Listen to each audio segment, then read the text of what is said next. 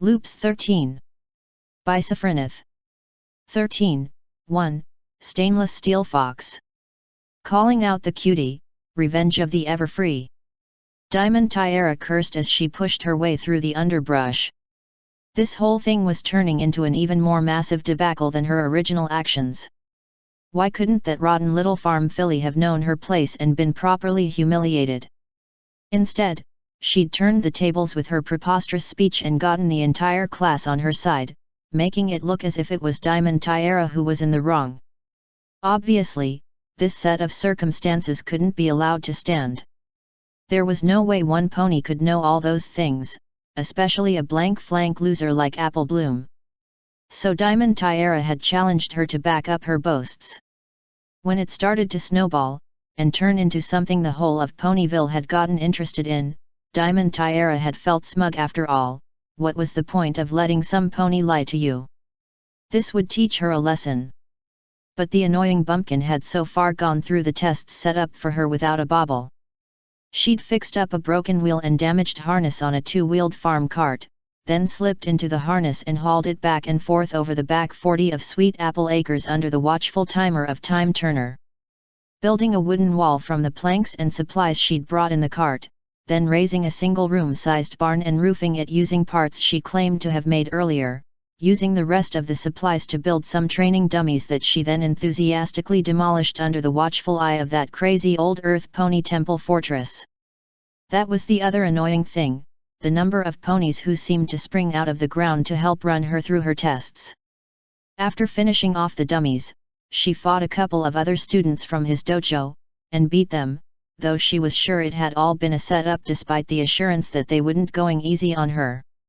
Seeing her sweeping the legs out from under a stallion half against her size and holding him to the floor with a mountain stance, it had to be. Though they had made noises about her using skill to compensate for relative lack of strength, whatever that meant. Which brought them into the Everfree forest. Applebloom was up ahead with Miss Chirilli and Zekora, identifying plants and picking some of them for later use in showing her brewing skills. Diamond Tiara growled again. Who could tell if that gibberish the two had spouted at each other was a language? But it had impressed Chirilli.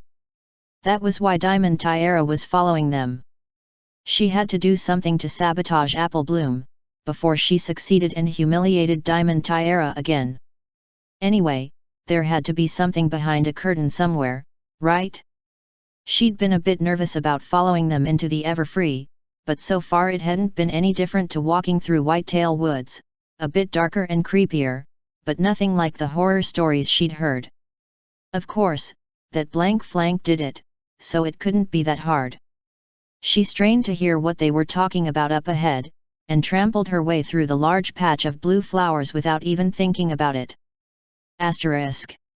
Diamond Tiara woke up from a nightmare, remembered what had happened yesterday, and wished she was back in it. As if watching Applebloom cook and bake and brew potions wasn't bad enough, it hadn't been Twilight who'd come to test her knowledge of stars and navigation. Princess Luna herself had shown up. Apparently Twilight had been telling tales, and the description of this contest had piqued her interest. Applebloom, of course, had somehow weaseled her way through Princess Luna's questions. It had been evening when they started, and Luna had raised the moon, then started switching around the star patterns to test if Applebloom could identify the time of year, which, of course, she could. Now she'd have to go to school and face the class as the naysayer who had been made to look like a fool by the foul farm filly. She rolled out of bed, grappling for her comb as she turned to look at herself in her palatial room's full-length mirror. The scream was audible in Canterlot. Asterisk. Applebloom had finished her morning chores and was just getting ready for school when there were angry voices from outside, near the gate. She grabbed a last piece of toast in her mouth as she trotted out to see what all the hoo-ha was about. As soon as she came in sight of the gate, there was a scream of "There she is!" and some more raised voices. Applejack and her big brother were at the gate, talking or rather arguing with a bunch of ponies led by Filthy Rich, and centered on Diamond Tiara. "You're plumb crazy. What makes you think that Applebloom had anything to do with it?" Applejack asked, as angry as Applebloom had ever heard her. Well, when there wasn't some kind of invasion going on, anyway. She's been humiliating me ever since I teased her about that blank flank. This is her latest revenge, another way to punish me. Diamond Tiara sobbed. We did see her brew up magic potions yesterday, so. Filthy Rich began. Applejack got right in his face. Finish that sentence and you can forget ever getting another jar of Zap apple jam. Applebloom would never do something like that. Applebloom swallowed the last bite of toast and asked, what the hey am I being accused of? Before you bring out the boiling oil, I'd at least like to know why. This, you rotten little peasant. Diamond Tiara presented her flank, which was as unblemished as the day she was born. Applebloom couldn't help it, she burst out laughing. You see. The pink pony growled. I'm sorry. Applebloom chuckled. I had nothing to do with it, but whoever did it must have had a major sense of poetic justice. The Queen of Cutie Marks deposed. Hold on a second. She trotted over to Diamond Tiara, who tried to scramble back with an eek. Oh, stop it, I'm not going to hurt you, I just need to smell something. She ducked her head towards Diamond Tiara's hooves and sniffed. What are you doing, you freak? Figurin' out that you moseyed on into the ever-free forest, and ran longwise through some blue flowers. Applebloom lifted her head and looked back at Applejack. Poison joke. Zecora told me all about it. It has a unique scent, and some nasty effects. Of course, Looper Applejack would know perfectly well what poison joke was, but in Loop she had no reason to, hence the little piece of play acting. How could a flower make my daughter's cutie mark vanish? Asked Filthy Rich. It's wild magic, it does what the name says, plays a nasty prank on any pony that walks through it. She's lucky, you could have been turned into a diamond statue, or a duplicate of her own Tiara. Lucky. Diamond Tiara was still sobbing. She threw her hoof to her forehead in a dramatic gesture worthy of rarity. My life is ruined. Applebloom rolled her eyes. Oh, stop with the drama. Zecora has a recipe for an antidote, you can be back to normal as soon as you take a dip in it. And I won't even ask why you were sneaking around after me in the forest. If there was ever a case of some pony upsetting their own apple cart, this is it. There's an antidote. Filthy Rich asked. Then you must fetch it at once. Applejack growled. So you were accusing my little sister of poisoning your daughter, but now she can help you change your tune. The stallion hung his head. I'm sorry, I was just scared for my daughter's health. Please, help her. Applebloom nodded. Sure I will. But I'm not missing school and chasing off into the Everfree right away. There's no further danger, she's just minus a cutie mark for a bit. I can't go to school like this. Diamond Tiara exclaimed. Nope, you need a shower. Applebloom giggled. I'll go get Zecora as soon as school breaks for the afternoon. Asterisk. At the school it was a zoo. Rumor had apparently gotten there ahead of Diamond Tiara, though considering the fuss she'd been making on the way to Sweet Apple Acres it wasn't hard to guess why. Normally, the pink pony would have been happy to be the center of attention, but in this case, she was practically cringing at the fillies and colts looking at her. She'd rushed home for a quick shower, then put on the dress she'd had made up for her cute Senora, which oddly enough covered her flanks, obscuring her cute mark, or rather where her cutie mark should be. Considering the other ponies had come in their normal attire, i.e. buck naked, this only served to make her look dreadfully out of place. Even Silver Spoon didn't have a dress on, which made things worse. Diamond Tiara had dawdled at home, wanting to give the other ponies as little time as possible to interrogate her before class started, but that just seemed to have allowed a bigger crowd to gather. As well as her classmates, there were ponies from the other classes that normally had their lessons at other times, and Applebloom, always Applebloom in the middle of it. She was chatting to that geek Twist, and a pair of other blank flanks, a unicorn and a Pegasus who she'd seen around. She hadn't bothered to learn their names, but that hadn't stopped her and Silver Spoon using all of them for verbal target practice several times in the past. After all, they'd been easy targets. She'd even managed to make Twist and the unicorn cry, which had been particularly satisfying. As she approached, the Pegasus gave a smirk. Ha! Not so high and mighty now, are you? I may not have my cutie mark yet, but at least I'm not afraid to show my flank. She winced. So that was it, Applebloom had been getting together a group to continue to persecute her. Scootaloo! Applebloom exclaimed. I may not like her any more than you do, but I ain't going to stand by and let any pony get picked on because she has a blank flank. How do we expect to get any respect if we turn around and do the exact same thing? Diamond Tiara growled back. Don't play innocent, I'm sure you've told the entire school what happened.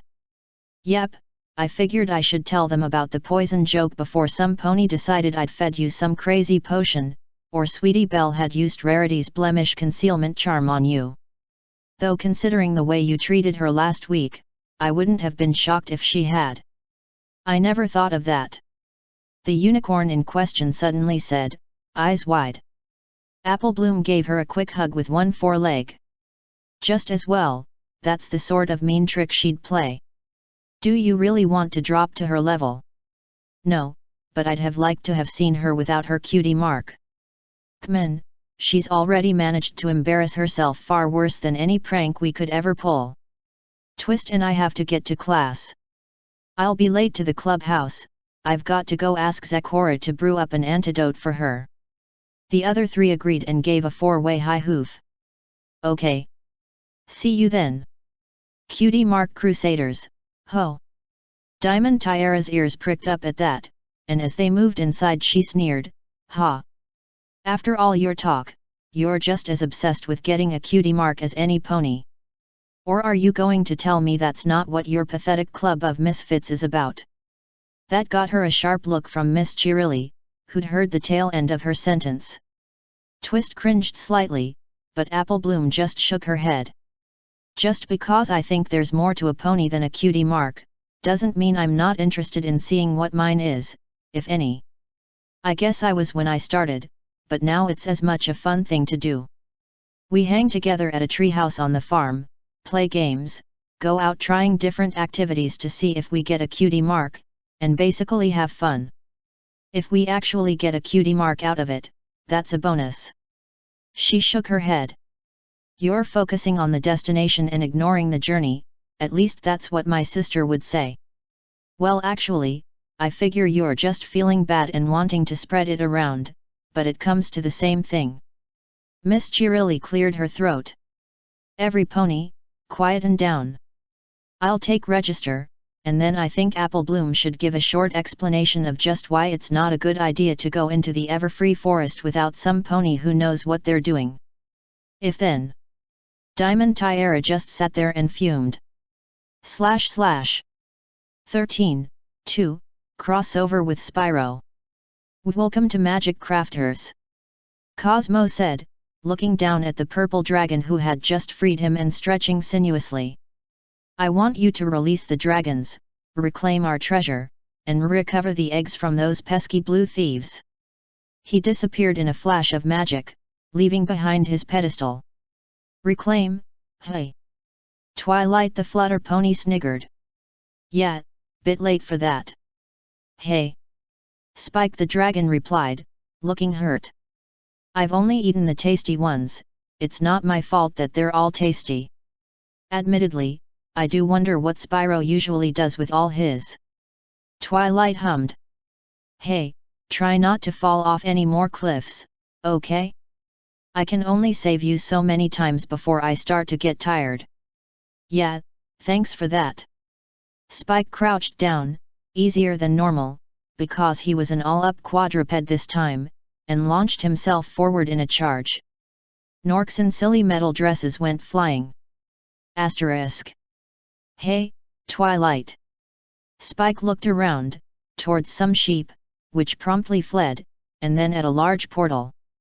I fancy a trip to the beach. Can you take me?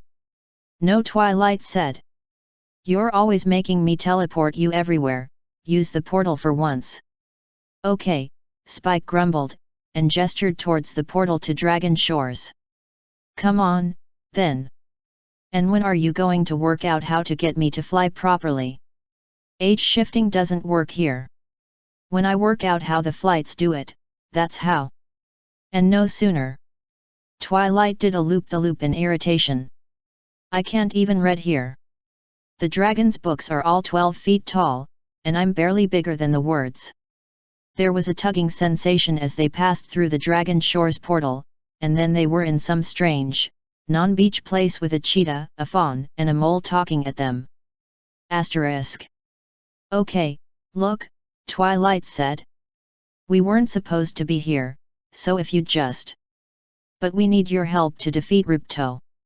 Twilight picked up a fireball headed her way, and fed it through a one-way magical mirror also, incidentally, pumping the energy in it up by a factor of 100. There was a loud explosion.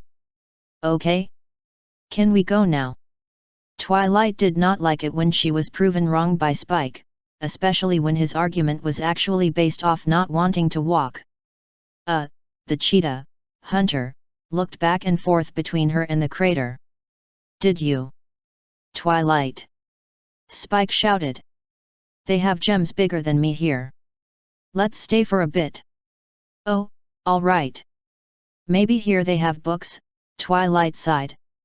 Oh, splendid, the mole said. I was wondering, do the portals you normally use follow a longitudinal or transverse wave pattern? Because I tried the first one, but it didn't pick up well until I'd gone through transverse and back. Amix, actually. Suddenly, Twilight was also an enthusiast for staying in Avalar. At last, someone who has an intellectually stimulating task to work on. We use Rayleigh waveforms, because those allow for more specific origin points which can be in the air and, oh. So that's how the flight portals work. They must carry the superfly spell in the waveform. Splendid. The studious mole took out a pencil and started writing that down. We have a similar enchantment on the daisies leading to speedway portals, but that's in the arch and not the warp torus itself. Right. Twilight checked on Spike, and saw he was trying to get a gemstone almost as big as Princess Celestia out of the ground. Okay, we tend to use Runcible type gates with more flexibility on the waveform, but the downside is that the horns of the spoon take a lot more power. I did wonder why they bothered. Asterisk. Don't worry, Bianca, Twilight said, the purple glow around her intensifying, I'll handle this. Hey, Spike. What? The dragon asked, halfway through a game of ancient Egyptian tanks. I managed to locate the sorceress, so we can teleport straight to her. And I think I can apply Super Flame, Superfly, and Invincibility in the teleport flare. Spike jumped out of the tank and was next to her in a second. Cool. Let's go. Yab. Twilight's glow became blinding for a moment. Asterisk. And so, we say goodbye to the Forgotten Worlds, Spike said with an affected voice. Land of giant monsters, malfunctioning portals, stolen dragon eggs and ludicrous numbers of Renux. Twilight grinned. Wasn't so bad, was it? Nah. Fun place, once you get past the occasional death trap or horde of giant scorpions. Spike hopped through the portal, and Twilight followed a second later. What now? I guess we wait until the next disaster. Twilight paused. Well, you wait, anyway. I'm going to go try and work out how the supercharge ramps work. // 13:3. I don't understand it, Celestia said, shaking her head. The object of her confusion lay in the gardens of Canterlot Palace. A 300-foot-tall building, containing inside it a statue of herself at 30 times normal scale. It had appeared overnight. And she had no idea where most of her gardens had gone. Asterisk. Oh, how flattering. Luna looked around the huge building.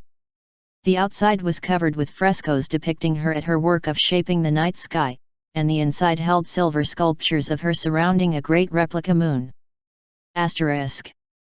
Explain, Firefly said flatly. Hey! Dash raised her hooves. This one totally wasn't me. Anyway, why would I build a giant lighthouse out of clouds? It sounds like far too much effort for me. After a moment, Raindrops nodded. Yeah, it is. You'd have left it half finished. Hey! Dash paused, then realized what she was objecting to. I mean, yeah. Exactly my point. Only question is, then, who did? Firefly said. I mean, it's helping Pegasi find their way home, but these strange black insect ponies calling themselves changelings keep bumping into the main mirror. Asterisk. Fluttershy flew up to get a closer look at the strange sight. Oh, my! A jet black obelisk, covered with runes which glowed purple, jutted out of the ever-free forest canopy. And above it, held in a deep purple glow, hovered a magnificent garden with rare animals and plants which she was sure were only supposed to be in the Canterlot Palace gardens. Asterisk. Was this your doing, Brayburn? Sheriff Silverstar asked, pointing to the east. Nope, the apple replied, shaking his head. Weren't me. Well, who would put 4 giant stone pyramids out here? Silverstar squinted. And that's a griffin statue next to M2. Asterisk. Down a bit, left a bit, and done. Spike said, checking off the 6th item on the list. Twilight finished off by casting the spells that secured the enormous earth pony statue in place, and then dropped the cloaking spell. Right. That's the Colossus of Horseshoe Bay set up. Now, one to go. Which one is it? The mausoleum. Spike tapped his chin idly. Not sure who to commemorate, really. I mean, most of our rulers are still around. Easy. The founders. Twilight frowned. Only problem is finding where they were buried. Any ideas? Asterisk. Anyway, we managed to get them all done inside the same 12-hour period, Twilight finished. With a lot of magic, anyway. Discord clapped. Very good, Twilight. Most impressive. So, you set up the 7 wonders of Equestria? What was the reaction? Celestia was a bit annoyed that I'd pinched her garden, Twilight admitted. But I had to move it anyway to put down the Temple of Celestia at Canterlot, so, she shrugged. Fluttershy was very happy. / 13:4. Princess. Twilight started at the unexpected sight. What is it? While I am grateful that you've made such good friends, Twilight, Celestia said, stepping into the Ponyville library, I must confess that I originally sent you to Ponyville for reasons that were not entirely altruistic. Okay, then. Twilight frowned. Was this connected to why Luna was over 2 months late? Go on. It was my original intent to allow you to form friendships, it is true, Celestia looked pained, but that was in part due to the elements of harmony. They can only be wielded by a group of ponies with true friendship between them, and I feared the return of my sister who has become Nightmare Moon. Twilight nodded. I see, and I do understand the logic. But I remember that book. Wasn't Nightmare Moon supposed to return on the Summer Sun Festival? She was. Celestia nodded. I was most impressed by how well you and your friends organized it, by the way, masterfully done. But the absence of my sister still troubles me. The Alicorn of the Sun lit her horn. Twilight. I ask a great favor of you. Will you accompany me to the moon where my sister has spent these last 1,000 years, so as to determine whether she is still there or has escaped without my notice? The element of magic blinked. Why me? I'm flattered, but you are the pony I would trust more than any other, Twilight. Celestia's voice held a quiet serenity. And, in truth, my sister and I are closely matched. Your power would, perhaps, be enough to tip the balance. Suppressing a grin at the private joke if it came to it, she had more than enough power. Twilight nodded in turn. Okay, then, princess. I won't let you down. Thank you. The glow turned to a blinding flash. Asterisk. Celestia and Twilight materialized inside a gigantic frosted glass dome. The ruler blinked, her air bubble spell being completely unnecessary in the atmosphere already present in the dome. I don't remember this being here. Oh, hi, said a voice from overhead, in the distant heights of the dome. There was a series of bright magical flashes, and the dome turned fully transparent. Twilight blinked as Princess Luna flew down, carrying a huge slab of quarry fresh stone. Sully. I haven't seen you in so long.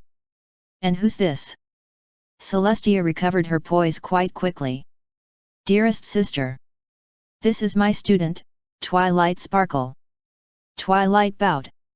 It is an honor. I bet she's a regular anchor of strength for you, Luna said, and winked at Twilight. Anyway, I got over the whole nightmare thing about 3 years after I came up here, and I've spent the rest of the time building. There's a complete environmental dome here, which stretches out across about half the near side. Creating a series of illusions, Luna continued explaining. I made the dome light reactive so the sunlight isn't too intense. That's to compensate for the lack of the atmosphere, and the top surface has the mare in the moon motif. I know it might be interesting to have the whole thing transparent to emerging light so that the greenery I hope to transplant up here will be fully evident. Imagine it, Sully, the moon having as many ponies and as much life on it as the planet below. The long, rambling explanation by an evidently awake Luna about what she'd done over the course of the last 10 centuries wound on for about 20 more minutes. Twilight was impressed. Luna had not only built a habitable area rather larger than any one continent, but she'd also constructed future cities, towns, and villages within it. Any prospective colonists would almost literally just have to move in. Celestia's jaw was just getting gradually more slack. Anyway, the alicorn of the moon finished. Why are you up here? I mean, it's nice of you to visit, but, she gasped and checked a moon dial Pinky had given her once. Oh. I completely missed the date. Sorry, Sully, I hadn't realized I could come down by now. Anyway. Do you want to write the colonist adverts or shall I? // 13.5, Stainless Steel Fox. Squeezing out the competition. Well, looky what we got here, brother of mine, it's the same in every town, ponies with thirsty throats, dry tongues, and not a drop of cider to be found. Flim's musical number came to a halt with the sound of a gramophone record needle scratch as he got a chance to look around at the road outside Sweet Apple Acres. Lots of ponies, all of them merrily drinking mugs of cider. One rainbow-maned Pegasus had a pyramid of empty mugs in front of her, and another mug raised in salute to the stall which was clearly selling it. There were still barrels stacked behind the stall, and a massive pile of bits overflowing the cash box.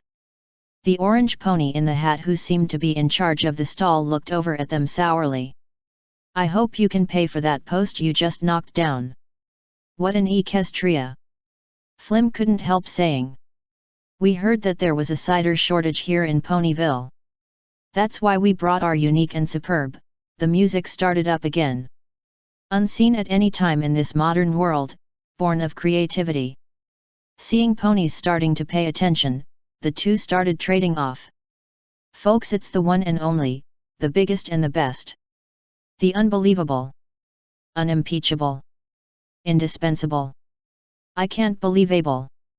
Flim and Flam Brothers Super Speedy Cider Squeezy 6000. The music came to a halt again as Applejack retorted, that's nice and all, but you're a mite out of date.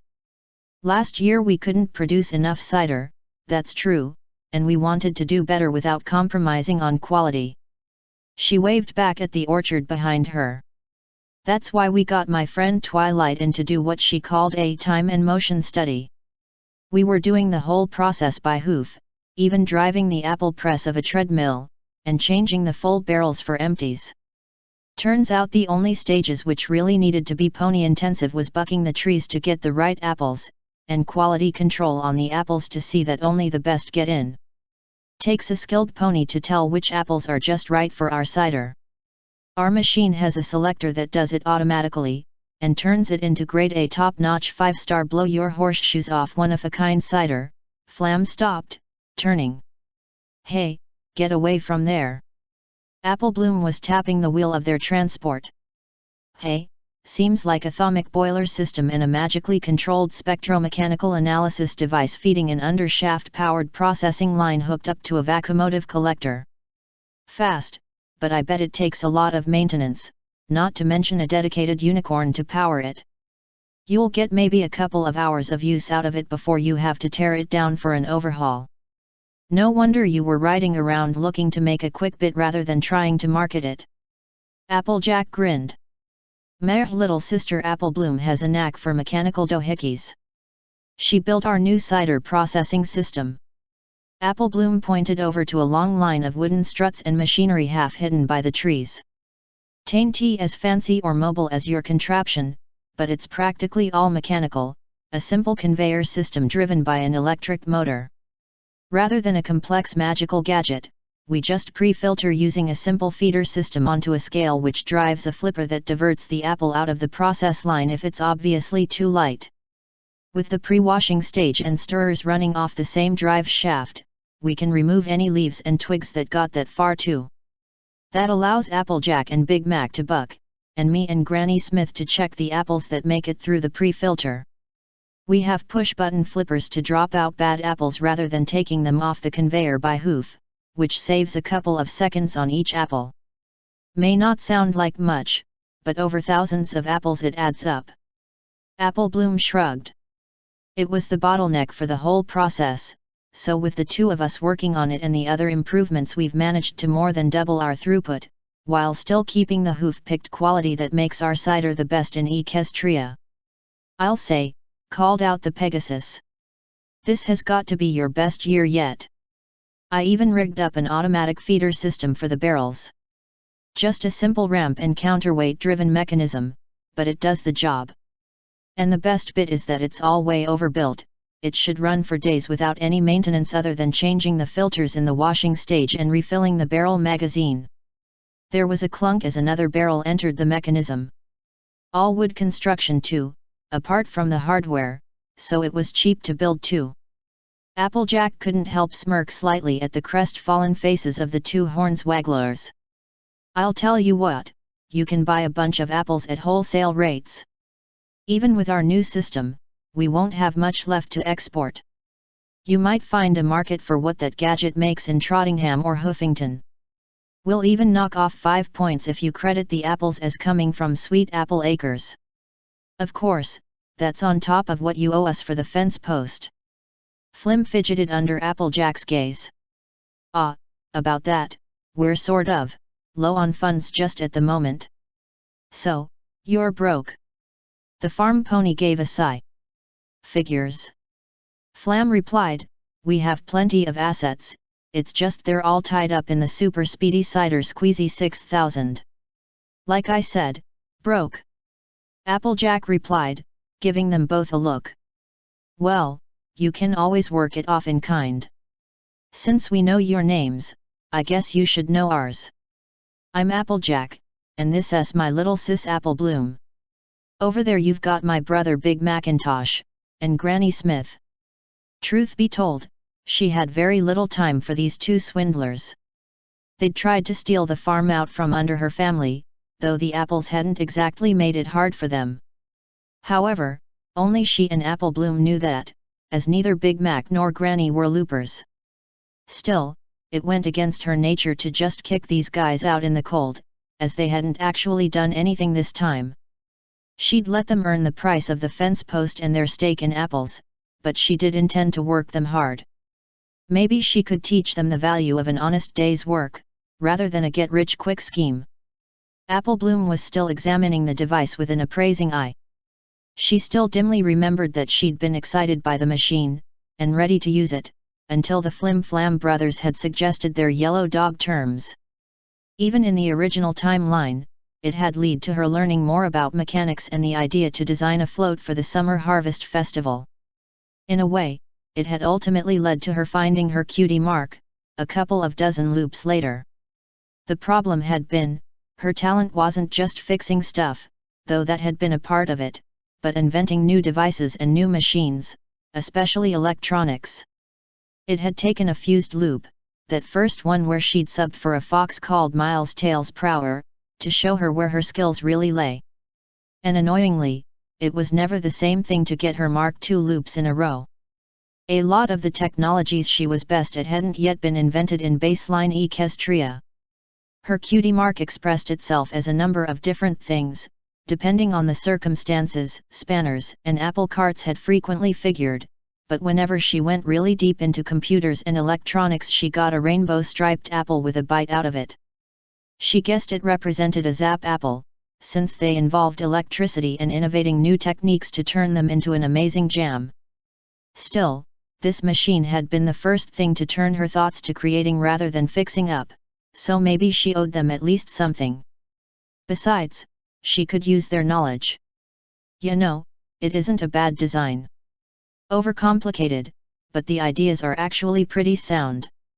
It looks to me like you got interested in adding all kinds of bells and whistles rather than making the basic systems reliable. She couldn't actually blame them for that. It wasn't as if she hadn't suffered from that herself on occasion, especially when she was trying to tech up to building her own Mari tech. Some of her more enthusiastic experiments had ended in malfunctions that involved terms like blast radius, and in a couple of particularly bad cases, funeral. At least it had been her own. Even with every pony being resurrected at the start of a loop, killing one of her friends would have been something she'd not have wanted to cope with. I wouldn't have thought an Earth pony filly would know much about magical engineering, Flam said carefully, clearly aware that Big Macintosh was watching them both with a stern expression. You'd be surprised. Maybe I could help out, in return for some help myself. When I want to get some magical elements into my designs, I have to get in Twilight Sparkle or my filly friend Sweetie Belle to help out. But Twilight Sparkle's more of a straight-up artificer.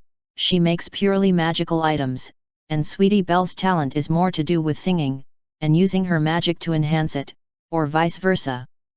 Applebloom shrugged. Besides, Sweetie doesn't have much in the way of actual magical power to access yet. They can both do it, but I feel bad about getting them to help me out for nothing. I figured if I could find a way to substitute my Earth Pony magic for unicorn magic in the rune sets, I could do the whole thing myself. Since you're the only two ponies I've seen apart from me who mix unicorn magic with machinery, I thought you might be able to help me figure it out. In return, maybe I can help you iron the bugs out of your doodad so it's actually a product you can sell, rather than a garage queen. Flim, seeing a chance to ingratiate himself, and avoid more arduous farm work immediately said, "Why sure, little lady." Then he backpedaled, seeing the obvious flaw.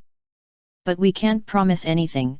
Earth pony magic can't be projected the way unicorn magic can. That ain't exactly true. Applebloom grinned, and picked up an almost empty mug of cider. She passed a hoof over it and the mug was full again. That had the two unicorns buggy-eyed. Zebra use similar magic to earth ponies, but they've learned to project it.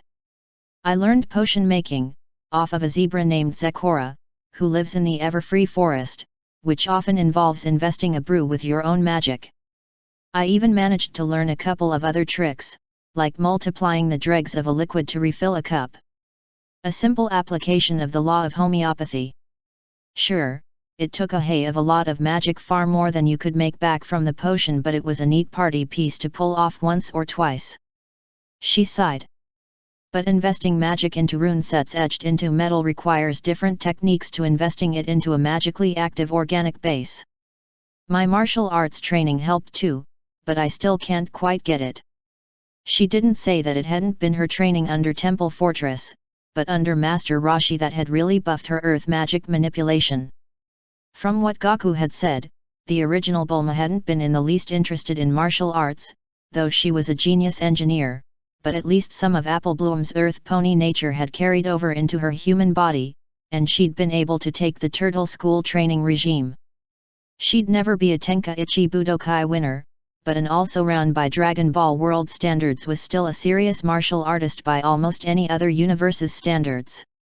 Except Nerima, but then that was a special case. Don't get too comfy with those two, little sis. I aim to make them do some heavy work to pay for their apples. You can have them when I'm finished with them. Applejack motioned with her head in the direction of the rise that held the Crusaders' tree house.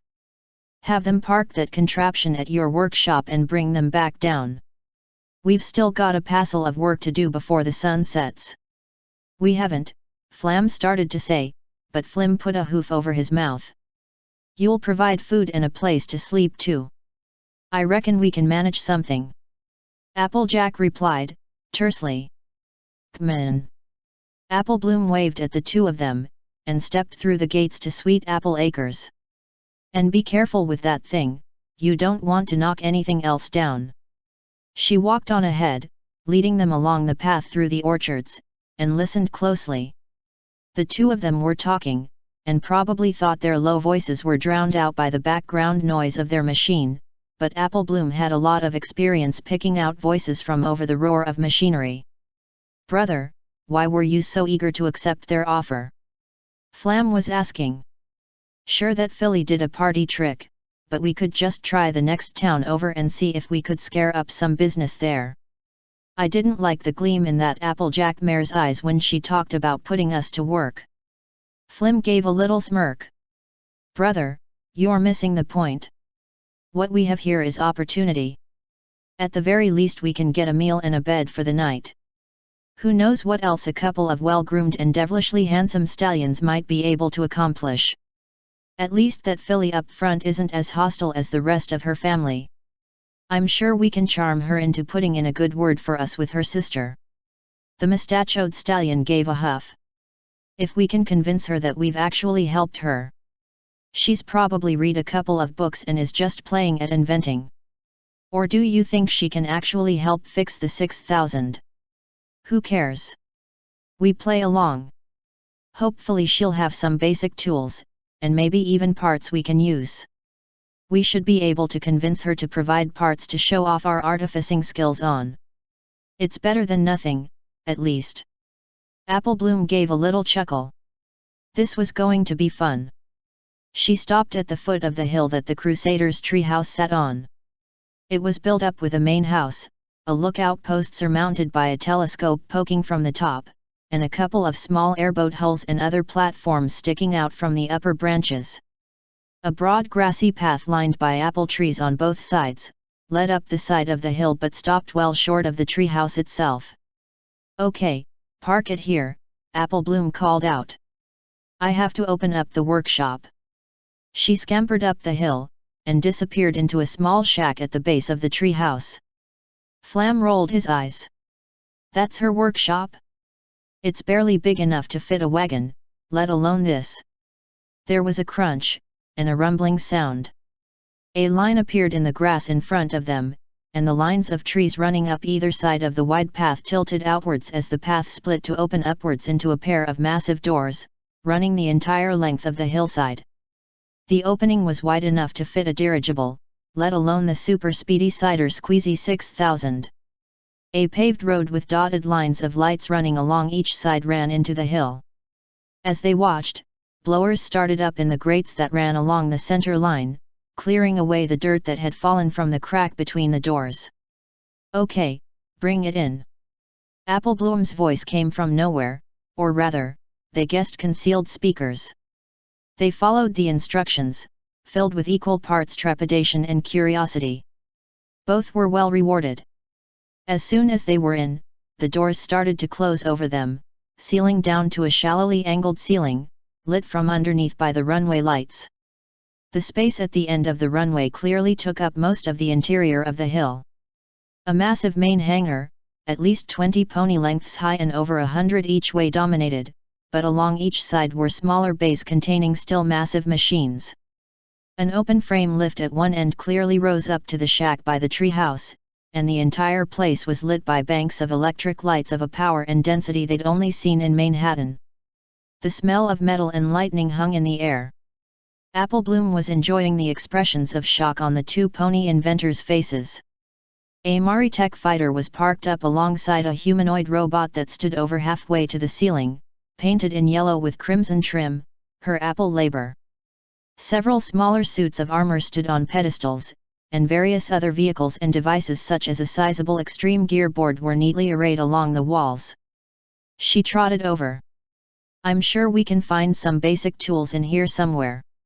I even have a couple of books, though most of them are on my computer system." Back when she was starting out, it had generally taken months to build even a basic workshop, and it had been frustrating to have to start over each loop, even when she'd managed to get Twilight Sparkle to store some of the key equipment she needed in her stuff space pocket. But that was before she'd been through the world of the Dragon Balls. While capsules should have been the answer, they'd proved to be awkward to store in her subspace pocket. The two incompatible spaces had interfered with each other and tended to dump out whatever she was storing at random times. She'd invented a shrinking watch which miniaturized things in real space, but that had proved too awkward to produce for pieces of kit much beyond the size of a human. Ultimately, it had been the martial arts training that she'd undergone that had pumped up her energy reserves and ability to manipulate earth magic. It had also fed into her being able to maintain a much bigger volume of stuff space. Now she could pack everything she needed, all her heavy production machinery and equipment, into her own stuff space pocket. Setting up the workshop was just a matter of days, hours if she got Applejack to pitch in. Flim was flabbergasted, and Flam was flummoxed. "Oh, this is nothing," Applebloom said. "You should see the geofront Twilight Sparkle built under Golden Oaks Library, well under all of Ponyville. It's a couple of miles across, has its own ecosystem even. It's designed to store the whole of Ponyville in case of an emergency, but she mainly uses it for her artificing. She drives her mage furnace off a magma core tap. It makes this place look like a rabbit hole." Admittedly, Twilight only built the danged thing once every few dozen times Applebloom met her too much effort otherwise, but it was there this time, so it was a valid point to raise. She waved to an empty section of wall. "You can park up there. It's handy for the photo etching process line. I figured one way to reduce your maintenance is to replace those magical valves with 100 nanometer integrated rune sets. Completely solid state, using a magically active mithril/orichalcum layer on a cold iron substrate. I can probably shrink the entire quality control module on your gadget down to a square about the size of a single bit piece. That's impossible. No one can etch magical symbols that finely." Flam flustered. "A unicorn horn is only so sharp." "Photo etching," I said. "I use a resist dye made from black hellebore, a common base for potions. It's magically active and leaves a magical trace on the runic pattern, which is raised rather than engraved. All a unicorn horn has to do is spray it with magic, and the runic pattern is charged up. No need to etch each symbol with your horn while investing magic into it." It occurred to Applebloom, perhaps a bit late, that she was probably overdoing it on the advanced terminology. Well, they'd learn. She chivied them towards the lift. "Now come on, my big sis doesn't like to be kept waiting." //13:6 Celestia felt herself tense up involuntarily. While the preparations for the Summer Sun Festival seemed complete, at least those which Twilight had overseen, there was also the matter of Nightmare Moon's imminent return. If her crazy plan had worked, then just maybe she could see her sister safe once more. But, if not, then all she had worked for in the last 1,000 years would be erased. Time. She walked out onto the small stage in Ponyville Town Hall. About halfway through the preparatory speech, she saw something out of the corner of her eye and stopped in confusion. Her audience rustled, wondering why she'd stopped, then turned to look at the same thing she was. A mug with steam wafting off of it, hovering in the air. Then, Celestia's knees went weak with shock. Luna followed the cup, which was clearly held in her magic, blinking sleepily and wearing a dressing gown. Sully? Sorry to interrupt, Luna lowered the mug slightly, and Celestia caught sight of plain milk in there, but I can't find where you keep the cocoa. Did you rearrange the kitchen? What? Well, I was getting ready for bed, Luna said, breaking off in a jaw-cracking yawn. Anyway, I was getting ready, and I was going to have a cup of cocoa and some biscuits before I turned in. But I couldn't find the cocoa, and I've already heated the milk, so I thought I'd ask. Luna raised something to her mouth, and ate it. There was a crunching sound. The next words she spoke were slightly muffled. Excellent biscuits, though. I approve of the chocolate shards baked into them. Luna. Celestia tried to get over her shock. Second cupboard from the left, behind the sugar. Thanks. Sorry for the interruption. Luna vanished in a flash of dark. // 13:7. Celestia massaged her temples. I'm sure I must be imagining it. What is it, dear sister? Luna asked, finishing off her evening breakfast. Earlier today I went for a walk in the gardens, Celestia explained. And I could have sworn blind that Discord's stone prison had moved. Surely not. Luna said, shocked. He has escaped. No, his statue's still on the pedestal, it was just, differently posed. Celestia shook her head. Or that's what it looked like. Maybe I'm just tired. Her sister put a hoof on her foreleg. Go to sleep, Celestia. I should be handling more of your workload than I am, anyway. *. The next morning, Celestia flash heated some toast, a bit extravagant, but she was feeling chipper after her extra sleep, and passed Luna making herself dinner. The lunar alicorn pointed at her. I think that you might be right, sister. What? Celestia asked, a butter-loaded knife paused mid-spread. He's sticking his tongue out. Luna said, pointing towards the gardens. The elder alicorn forewent jam and hurried out into the grounds, eating her toast on the move. *. Is it the stress, Luna? Celestia asked, shaking her head. Are we both losing it? I do not know. Luna frowned. What did he look like this time? Jazz hands. At Luna's look of confusion, Celestia created an illusion. There was a minotaur a few decades back who called this pose jazz hands. Not sure why. No headdress anymore. Luna checked. Celestia nodded in confirmation. Right, there's only one way to solve this, the elder sister added. Luna, I would take it as a favor if you would handle my duties for the day. I am going on stakeout. *. Celestia ignored the rain pattering on her wings. There was no way she was going to spend 5 minutes asking for the weather schedule to be changed, and potentially waste 6 hours of staring through binoculars. Lulled by the whispering of the rain, it took her about 3 seconds to notice when the statue abruptly disappeared. Wait, what? She said, lowering the binoculars. But, all I did was blink. Grey stone caught her eye, and she turned towards it. It was almost 100 meters from where Discord's statue had been, and it was frozen in a running pose. Another blink, and it disappeared again. This time, it appeared precariously dangling from the roof. Another and it vanished altogether. Celestia swept the gardens, looking for the grey stone of Discord's statue and backing up in slight fear. Then bumped into something.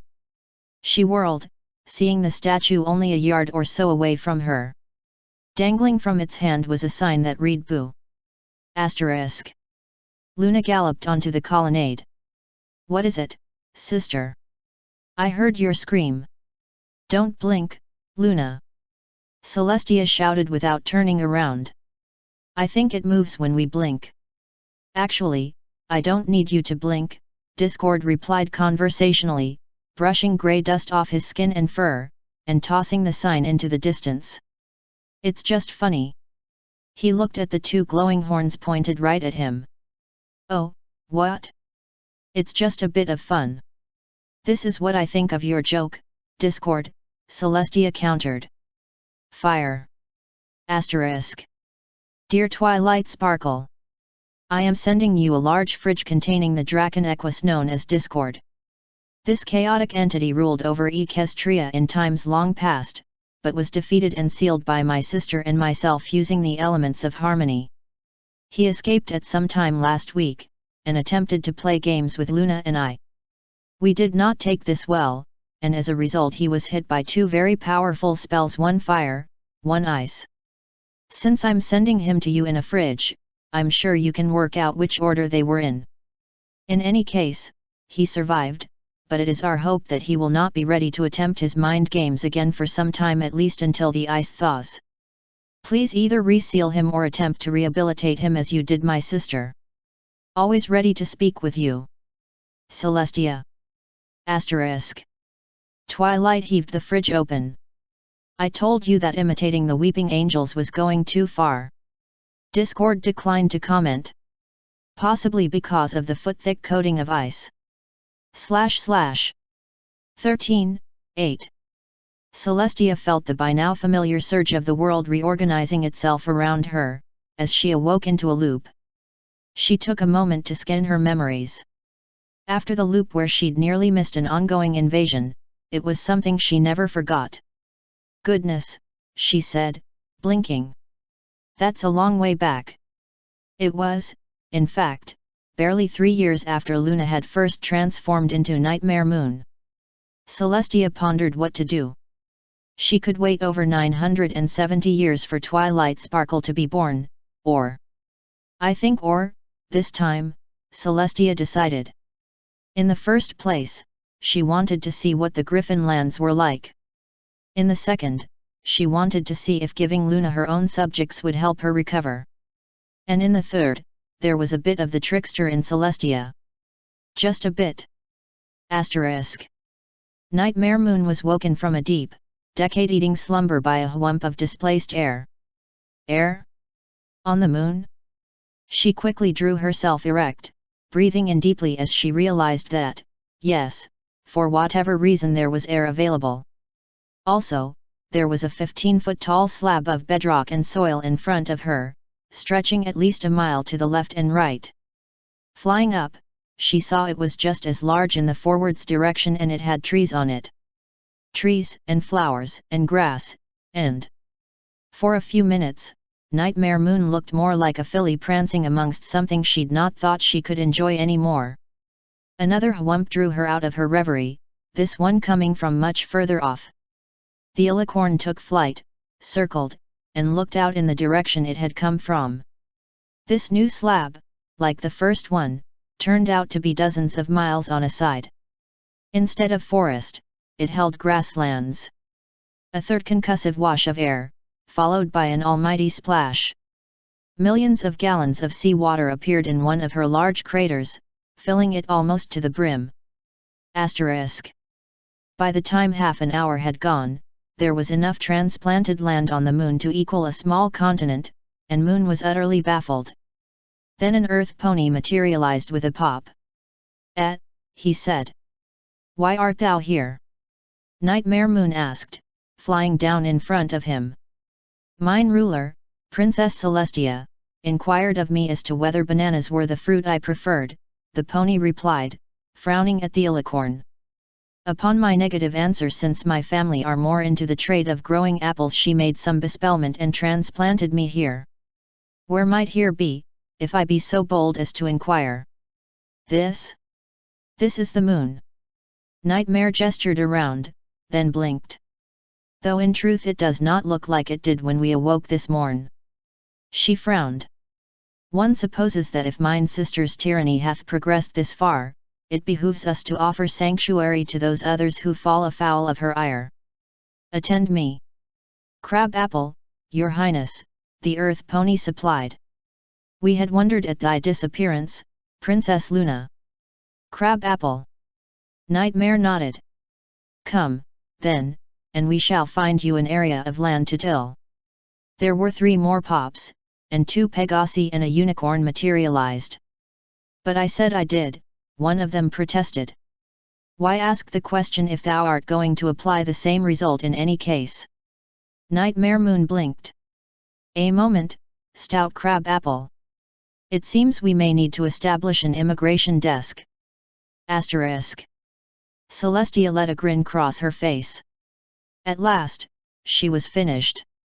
Every single pony in Equestria, and about 80% of the land, had been transferred to the moon.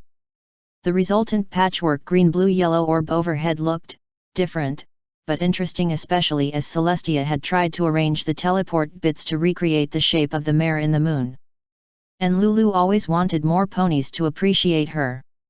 Right, now then, what shall I do? Celestia realized that she had, for once, managed to escape paperwork. Right. I am going to go try out surfing. Asterisk. What? Twilight said, as she finally awoke into this version of Equestria's moon. Hey! That's actually kind of neat. She was the student of Princess Luna, and currently taking a course at the Lunarium Academy of the Magical Sciences. Luna was still a princess, but she wasn't a ruling one. 100 years ago, she had handed power over to an assembly of ponies electing their heads of state and of government by popular vote, and now held a purely religious role in this new lunar republic. From what Twilight could determine, Luna didn't actually want that religious role, but when a single pony is a one-horned meteor shield, they become a religious figure all over again quite quickly. And there was the occasional little smile on Luna's face when she rolled her eyes in exasperation that said her annoyance might not be quite full-blooded. Of course, she was still on the moon. What had happened? Asterisk. Thank you, Twilight, Luna said. I don't know why my sister sent every pony in the country to the moon for 1,000 years, but if an answer can be found, I'm sure you and your team will find it. Twilight shrugged. Good thing we managed to get Shadow Bolt support through the Senate, so we're not going to be going in completely alone. Indeed. Luna nodded. Go well, Twilight Sparkle. And your friends? Asterisk. Twilight and her team, her 5 friends from the original timeline, of course, as well as 2 shadow bolts flashed into existence on the pristine shoreline of Equestria. Okay, every pony, Twilight said. Keep an eye out for trouble. Hello, a cheery voice said. Twilight turned, and her jaw dropped in disbelief. Princess Celestia was riding a huge curler into shore, wings beating to let her keep up an impossible angle on the crest of the wave with her surfboard. Dash's eyes glistened. So cool. With a rumbling crash, the wave finally broke, and Celestia rode the swash right up to their hooves. I never get tired of that. Celestia said, grinning. Anyway. I assume you're from my sister. Yeah, Twilight managed. Good. Here's a letter for her. Celestia passed over an elaborate envelope. Hold on, the waves are good, I want to keep going while they're big. Picking up the surfboard, she galloped back out to sea. Twilight's eyes were drawn to a very familiar purple dragon, also on a surfboard. Has she spent the last 1,000 years just faffing about having a good time? She asked incredulously. Well, apart from hatching a baby dragon. Then she noticed the slip of paper hidden underneath the letter. Hey, Twilight, I awoke really early this time. Oh. Okay, then, Twilight shrugged. Fair enough. Right, I'll teleport us back. Asterisk. That's just not fair, Luna said, grinning despite her words. She swindled me into a job. Well, you managed to give it to us, Twilight countered. So you've got just as much free time now.